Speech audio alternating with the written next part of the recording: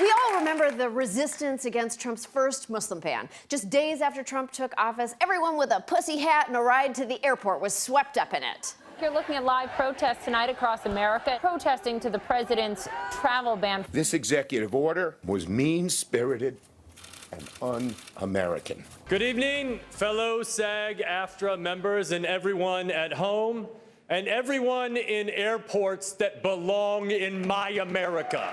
I couldn't agree more with Ashton Kutcher, even though his America would just be one giant shopping mall that's all PacSuns. The dollar is dead, your new currency is Von Dutch hats.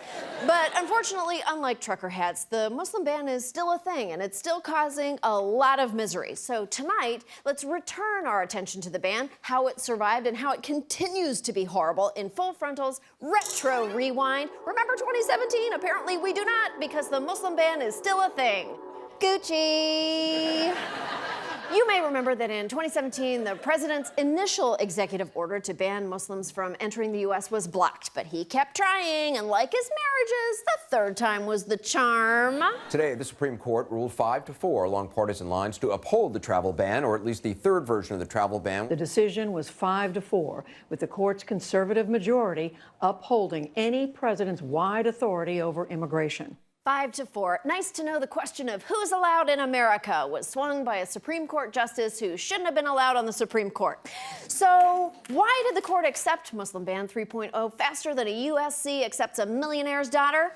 The White House argued its new and improved ban totally wasn't racist because it also banned a whopping 2 non-Muslim majority nations, including North Korea. That might sound great since it potentially meant we could ban the return of Dennis Rodman, but throwing in a couple non-Muslim countries doesn't make it not a Muslim ban. If a restaurant had a sign saying whites only and also no one with pollen allergies, that's not Jim Crow.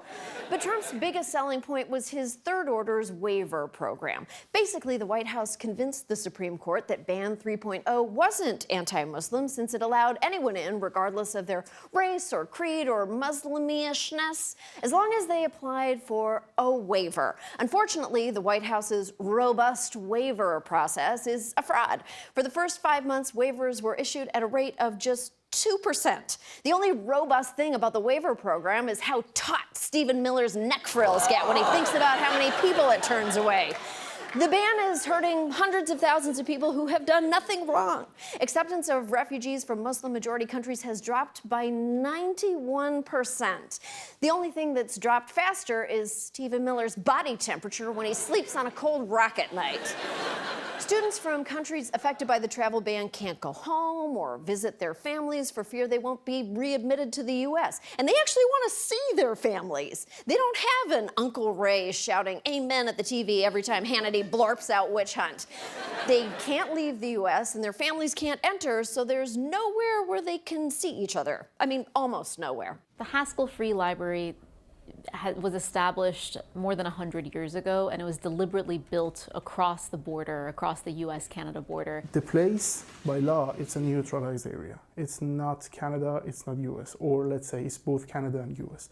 So both residents can go inside of the library without breaking any law. Iranian families are now using the library to briefly reunite, like this PhD student who hadn't seen her parents in almost 3 years. I was just hugging my parents. I can't explain how tough it was, especially about my dad. He started smelling me and he was like, I missed your smell.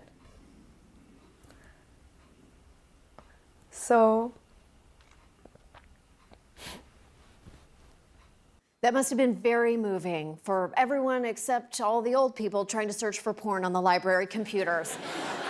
The Muslim ban is even keeping married couples apart. A number of citizens of banned countries who are married to Americans have found themselves stranded outside the U.S., unable to reunite with their loved ones. Love torn apart by hate would be an amazing plot for a Nicholas Sparks book, but it is a horrible thing to happen to real people, and it gets worse. In one case, a 16-year-old bombing victim from Syria who had an appointment to meet with doctors in Boston about medical treatment was denied a visa because officials couldn't be sure she she'd return to Germany. And honestly, why would you go back to Germany to be with your parents and 6 siblings, including a twin sister, when you can stay in beautiful, welcoming Boston?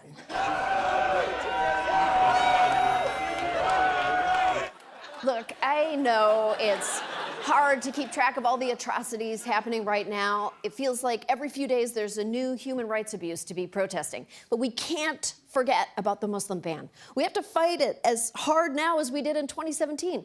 Islamophobia is a global curse. It killed 50 people in New Zealand last week, and now it is enshrined in our own laws. So dust off your pussy hat and dust off your Ashton Kutcher, because we have got more work to do. We'll be right back.